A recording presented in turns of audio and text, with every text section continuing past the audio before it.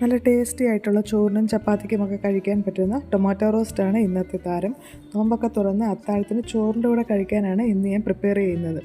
ചോറുണ്ണാൻ ഇത് മാത്രം മതി. നമുക്ക് വീഡിയോയിലേക്ക് പോകാം. ആദ്യം പാനിലേക്ക് വെളിച്ചെണ്ണ ഒഴിക്കാം. എണ്ണ ഒന്ന് ചൂടായി വരുമ്പോൾ കടുകും കൂടി ഇട്ട് കൊടുക്കാം. കടുക് നല്ലതുപോലെ പൊട്ടി വന്നിട്ടുണ്ട്. ഇതിലേക്ക് അല്പം ഇഞ്ചി കൂടി ഇടാം. ഇതിൽ ഞാൻ വെളുത്തുള്ളി ഇടാറില്ല. ഇഞ്ചി നല്ലതുപോലെ മൂത്ത് വന്നതിന് ശേഷം ഒരു സവാളയും 4-5 പച്ചമുളകും കൂടി ഇതിലേക്കിടാം. ഇതിൽ എരിവിനായി ഏറ്റവും കൂടുതൽ ചേർക്കുന്നത് പച്ചമുളകാണ്. ആവശ്യത്തിന് ചേർക്കാം. സവാളയ്ക്ക് പകരം ചെറിയുള്ളി ചേർത്ത് കഴിഞ്ഞാൽ കൂടുതൽ ടേസ്റ്റ് കിട്ടും. ഇനി ഇതിലേക്ക് ആവശ്യത്തിന്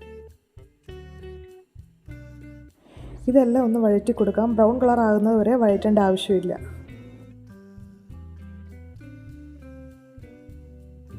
ഇനി കറിവേപ്പിലയുടെ ചേർത്ത് കൊടുക്കാം.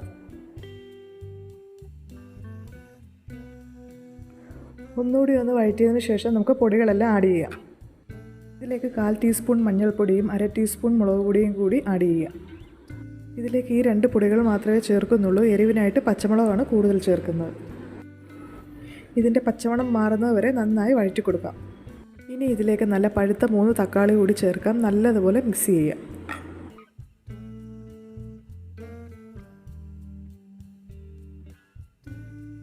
നല്ലതുപോലെ മിക്സ് ചെയ്തതിന് ശേഷം ലോ ഫ്ലെയിമിൽ അടച്ചു വെച്ച് ഒരു 20 മിനിറ്റ് വേവിക്കാം. ഒരു 20 മിനിറ്റ് കഴിഞ്ഞതിന് ശേഷം തുറന്നു വെച്ച് നല്ലതുപോലെ ചെറുതീയിൽ വഴറ്റിയെടുക്കാം.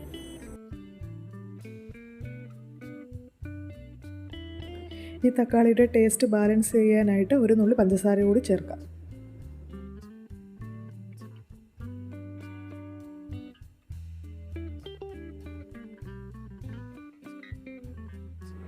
ഇത്രയേ ഉള്ളൂ നമ്മുടെ സിമ്പിളായിട്ടുള്ള തക്കാളി റോസ്റ്റ്. അപ്പോൾ എൻ്റെ ഈ ചാനൽ ലൈക്ക് ചെയ്യാനും ഷെയർ ചെയ്യാനും സബ്സ്ക്രൈബ് ചെയ്യാനും മറക്കരുത്. അടുത്ത നല്ല വീഡിയോയുമായിട്ട് വീണ്ടും വരാം. താങ്ക്